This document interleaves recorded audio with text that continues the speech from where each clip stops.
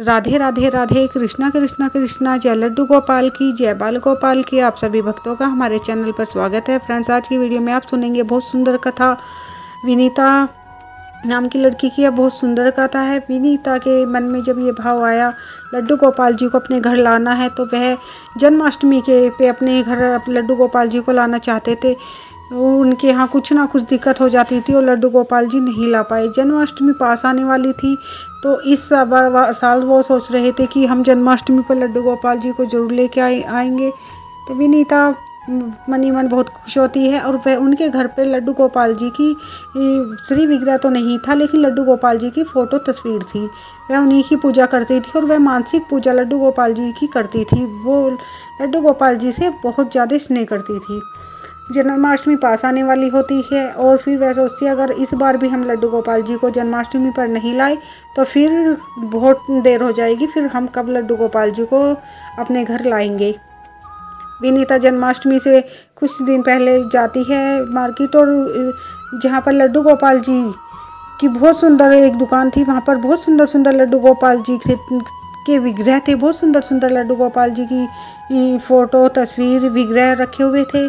तो वह देखती है, जब दुकान वाला बहुत अच्छे अच्छे लड्डू गोपाल जी के श्री विग्रह विनीता को दिखाते हैं, तो एक तरफ बहुत सुंदर लड्डू गोपाल जी बैठे हुए होते हैं। जैसे ही विनीता का ध्यान उनकी लड्डू गोपाल जी की तरफ जाता है, तो उसे ऐसा एहसास होता है, आभास होता है कि जैसे वो लड्डू गोपाल जी कह रहे हैं, क्या इन्हें देख रही है, मुझे लेके चल। उसे दुकान वाले की भी आवाज़ नहीं सुनती है और केवल लड्डू गोपाल जी मानो जैसे उससे बातें कर रहे हों, उसे कह रहे हों कि मुझे अपने घर लेके चल। वह फिर कहती है, भैया इन सब लड्डू गोपाल जी को आप रख दो और मुझे वो वाले लड्डू गोपाल जी दे दो जो आपके वहाँ पर कोने में बैठे हुए हैं। दुकानदार अच्छे से पैक करके अच्छी तरह से लड्डू गोपाल जी विनीता को दे देते हैं और जितने भी मोल भाव था वो सब विनीता दुकानदार को दे देती है। लड्डू गोपाल जी को विनीता अपने घर लेके आती है। बहुत खुश होते हैं, बहुत अच्छे से मान सम्मान से बहुत अच्छे से लड्डू गोपाल जी की प्राण प्रतिष्ठा अगले दिन होती है, लेकिन उस दिन देर हो जाती है और वो लड्डू गोपाल जी को एक टेबल पर बिठा देते हैं। लड्डू गोपाल, लेकिन वो इतनी खुश थी कि खुशी के मारे लड्डू गोपाल जी के वस्त्र आभूषण झूले वो और कुछ भी नहीं खरीद पाती है। बस लड्डू गोपाल जी को लेकर इतनी खुश होती हुई अपने घर चली आती है। फिर रात हो जाती है, लेकिन फिर उसे याद आता है मैं तो और कुछ सामान लाई नहीं लड्डू जी के लिए, और चलो कोई बात नहीं, कल जाकर मैं ले आऊँगी। विनीता जब रात में सोती है तो वह देखती, उसे बार बार एक आवाज़ आती है, अरे सॉरी है, उठ जा, मुझे लाके ऐसे ही बिठा दिया, मुझे कपड़े तो पहना दे, मेरे पास तो कपड़े भी नहीं है। इस तरह से जब वह सोती उसे बार बार ऐसी आवाज़ आती। विनीता उठती है, चारों तरफ देखती है, कौन बार बार मुझे बुलाता है। सोती है, फिर उसे ऐसे ही आवाज़ आती है, अरे उठ जा, मेरे लिए कपड़े तो बना दे। फिर विनीता उठती है और फिर लड्डू गोपाल जी के पास जाती है। देखती है, उसे लगता है कि शायद लड्डू गोपाल जी ही मुझे आवाज़ लगा रहे हैं, क्योंकि इनका और कुछ सामान नहीं आया था। विनीता के घर पे थोड़े सा कपड़ा और लैस पड़ी हुई थी कॉटन की, उसी से बहुत सुंदर सी ड्रेस रात में ही बैठ के विनीता पहली बार बना रही थी, लेकिन लड्डू गोपाल जी की कृपा से वह इतनी सुंदर ड्रेस बना देती है और पहना देती है लड्डू गोपाल जी को। वह बहुत खुश होती है कि मैंने पहली बार बनाई और इतनी सुंदर ड्रेस मुझसे बन गई, और वह बहुत खुश होते कि फिर सो जाती है और लड्डू गोपाल जी को वो ड्रेस पहना देती है। विनीता को फिर उस दोबारे से वो आवाज़ नहीं आई। जब सुबह होती है, लड्डू गोपाल जी को स्नान कराते हैं, पंचामृत से स्नान कराते हैं, अपने मंदिर में स्थापित करते हैं, पूजा करते हैं अच्छे से, उनकी प्राण प्रतिष्ठा अपने आप ही वो घर में करते हैं। फिर उसको ऐसा एहसास होता है, बड़ी सुंदर सी बहुत ही अच्छी खिचड़ी की खुशबू से आती है, और उनके यहाँ पर खिचड़ी भी नहीं बनी होती है, लेकिन उसे बहुत ही अच्छी खुशबू है। कहती है अपने घर के सदस्यों से, क्या तुम्हें भी खिचड़ी की खुशबू आई है? सब कहते हैं हमें तो नहीं आई है, क्योंकि वह यह एहसास लड्डू गोपाल जी उन्हें कराते हैं जो दिल से मन से लड्डू गोपाल जी से जुड़ते हैं। उन लोगों को यह एहसास होता है, यही आभास उन्हीं को होता है जो मन से भाव से प्रेम करते हैं लड्डू गोपाल जी को, जुड़ते हैं लड्डू गोपाल जी से, कोई रिश्ता बनाते हैं।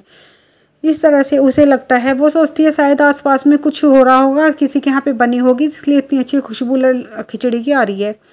वह अपने लड्डू गोपाल जी से कहती है, ठीक है लड्डू गोपाल जी, हम तुम्हारे लिए भी खिचड़ी बना दूंगी जब मुझे टाइम मिलेगा, अभी तुम माखन मिश्री का भोग लगा लो। फिर वह खिचड़ी की खुशबू से नहीं आती है। फिर बाद में वह सोचती है, लड्डू गोपाल उसे देर होती है और वह सोचती है लड्डू गोपाल जी अब मैं खिचड़ी, अब देर हो गई है, फिर बाद में बना दूंगी, अभी तुम और कुछ बनाऊंगी वो खा लेना। उसे फिर दोबारा से वही खिचड़ी की खुशबू आती है, मानो कान्हा जी उसे ये एहसास करा रहे थे कि कान्हा जी को खिचड़ी खानी है। फिर वो समझ जाती है कि ये तो मेरे बाल गोपाल की लीला है, वह मुझे बार बार ये याद दिला रहे हैं कि मुझे खिचड़ी खानी है, मेरे लिए खिचड़ी बना। वह लड्डू गोपाल जी के लिए फिर बहुत अच्छी खिचड़ी बना के लाती है, स्वादिष्ट। लड्डू गोपाल जी का चेहरा इतना मुस्कुराते हुए लड्डू गोपाल जी लगते हैं, वह जब देखती है उसे यह आभास होता है। वह समझ जाती हैं कि ये सब लड्डू गोपाल जी की लीला है, वे मुझे कपड़ों का एहसास कराते हैं, कभी मुझे भोग का एहसास कराते हैं, वह सब मुझे लड्डू गोपाल जी ही ये छोटी छोटी लीलाएं मेरे साथ कर रहे हैं।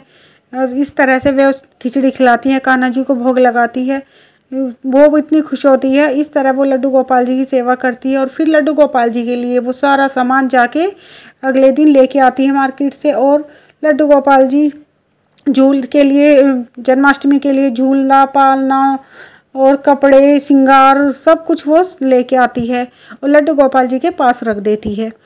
इस तरह से वह लड्डू गोपाल जी की मन और भाव से बहुत सेवा करती है। उनके घर के सभी सदस्य लड्डू गोपाल जी की इसी तरह सेवा करते हैं।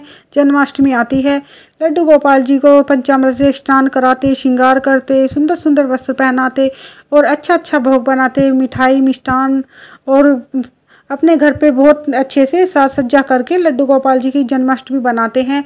और मानो उनके घर में ऐसे रौनक आ जाती है जैसे उनके घर पे कोई छोटा सा बालक, छोटा सा नन्हा मुन्ना सा बालक आया हो। इस तरह से वे लड्डू गोपाल जी का ध्यान रखते हैं।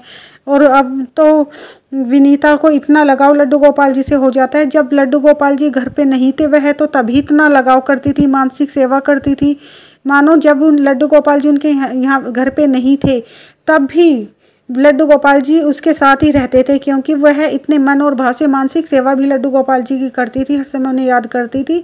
और अब तो लड्डू गोपाल जी स्वयं उनके घर आ चुके हैं, तो अब तो लड्डू गोपाल जी से बिल्कुल मन से जुड़ जाती है, एकदम बहन भाई का रिश्ता बन जाता है। और इतने अच्छे से लड्डू गोपाल जी का ध्यान रखती है जैसे मानो उसका छोटा सा भैया उनके घर आ गया हो। ऐसे ही विनीता और उसका परिवार लड्डू गोपाल जी की देखभाल करते, उनके ध्यान रखते, हर बात का, खाने का, पीने का, सोने का, उठाने का। इस तरह से छोटी छोटी लीलाएं विनीता के साथ हुई। यह सच्ची घटना, और लड्डू गोपाल जी ने ये आभास उन्हें कराया, तो ये आभास उन्हें ही होता है जो मन से लड्डू गोपाल जी से जुड़ते हैं। और इतनी सुंदर कथा, इतने सुंदर भाव जिन भक्तों के साथ में होते हैं तो उनका तो जीवन ही सफल हो जाता है, जब लड्डू गोपाल जी ऐसे लीलाएं उनके साथ कर देते हैं। तो फ्रेंड्स, जब मन से भाव से आप जुड़ते हैं तो आपके सभी के साथ भी इस तरह की लीलाएं ज़रूर होती होंगी। आप एहसास करना, लड्डू गोपाल जी अपनी को होने का एहसास कराते हैं, कुछ ना कुछ लीला अपने भक्तों के साथ ज़रूर करते हैं और इसी में ही परमानंद होता है। लड्डू गोपाल जी की सेवा मन और भाव से करें। मुझे ये कथा, ये कहानी बहुत सुंदर लगी, बहुत अच्छी लगी जब सुनी। तो आप सबको भी कैसी लगी? राधे राधे राधे। कृष्णा कृष्णा कृष्णा। जय लड्डू गोपाल की, जय बाल गोपाल की।